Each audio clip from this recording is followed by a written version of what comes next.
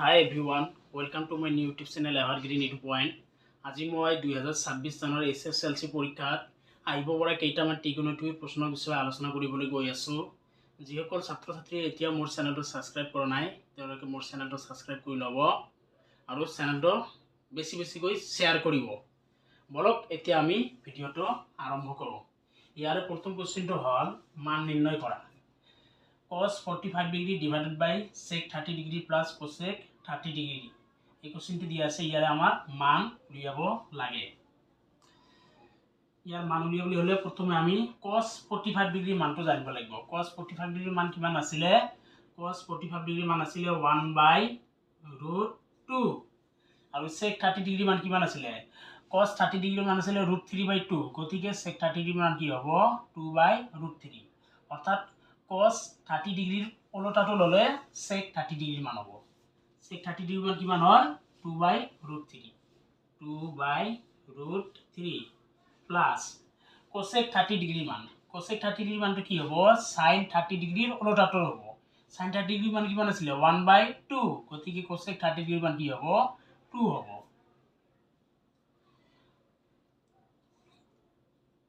1/√2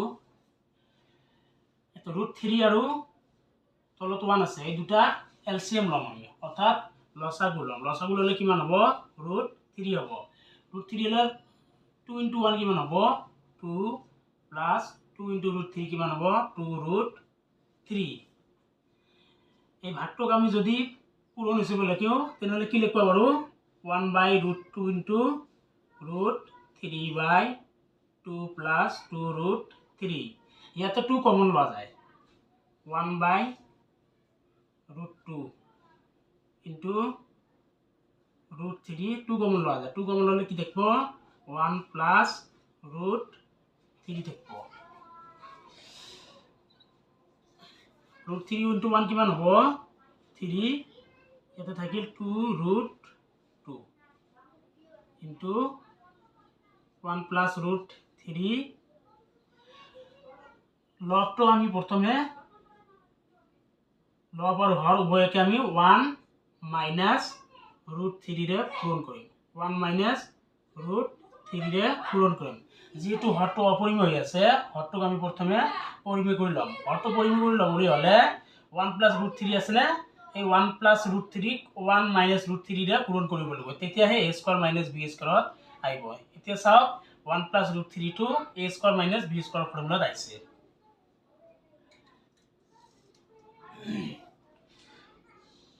√3 into 1 minus √3 divided by 2 √2 into এটা কি হবে 1² minus √3²।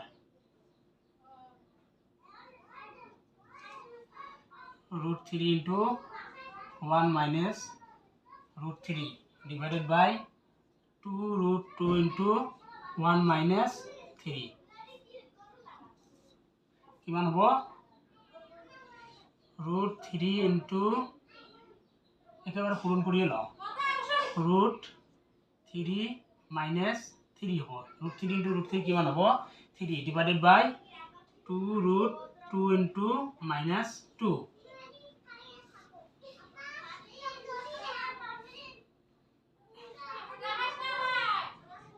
√3 minus 3 into এই √2 টো বেশি তলত অপরিমেয় হয়ে আছে না এই √2 রে আমি কি করিম তলের উপরে পূরণ করলাম √2 2 * 4 minus 4 into √2 into √2 কিমান হ'ব minus √2 into √2 কিমান হ'ব √2 into √2 2 হ'ব। 2 থাকিলে নাই 2 পূরণ 4 কিমান হ'ব 8 আর উপরে থাকিলে √3 2 গুণ 6 minus 3√2 যেহেতু হরটো আমার কি হয়েছে মাইনাসত আছে গতিকে হরটোক আমি প্রথমে প্লাস করলাম। প্লাস করে লবলে হলে কি হবো -1 এর তলে উপরে পূরণ করে লব লাগব। তেনেহলে তলে ইয়াক যদি আমি তলে উপরে -1 এর পূরণ করো তেনেহলে কি হবো -1 দি পূৰণ কৰিলে কি হ'ব তলত থাকিব -1 ইনটু -8 কি হ'ব 8 আৰু ওপৰত কি হ'ব 3√2 -√6 এইটো হ'ব আমাৰ উত্তৰ।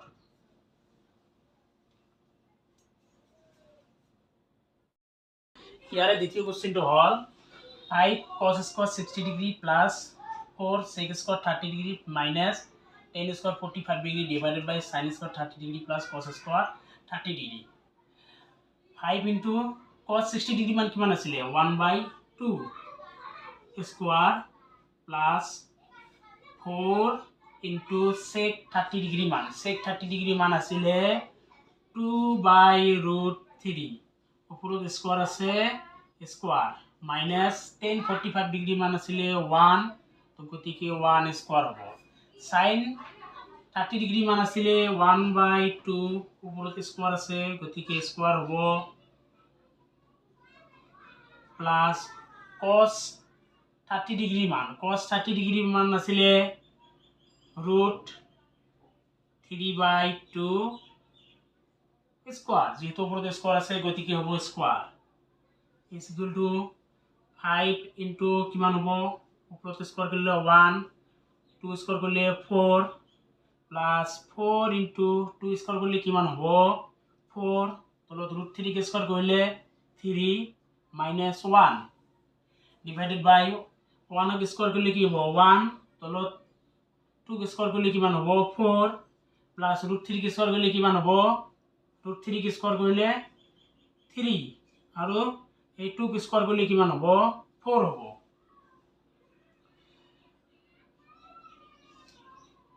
ওপৰত কিমান হ'ব 5 * 5 তলত থাকিলে 4 প্লাস 4 4 * 16 তলত থাকিলে 3 minus 1 divided by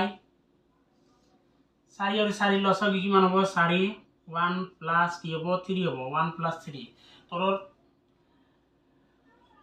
যদি হৰটো যদি একে থাকে ওপৰৰ লবটো একে থাকে যেহেতু 4 আছে তলত ইয়াৰ তলত 4 আছে গতিকে 4 হ'ব ওপৰত 1 plus 3 হ'ব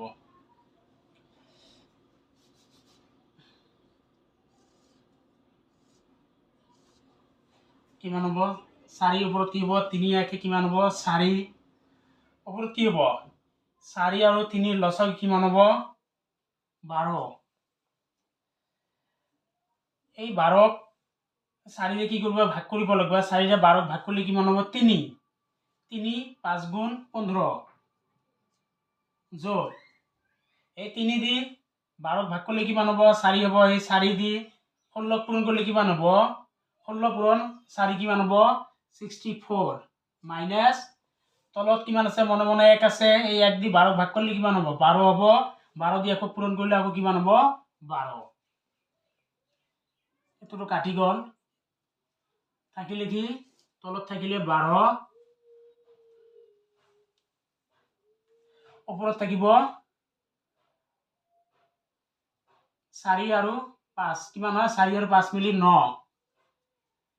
1 আৰু 6 7 79 minus 12 divided by 12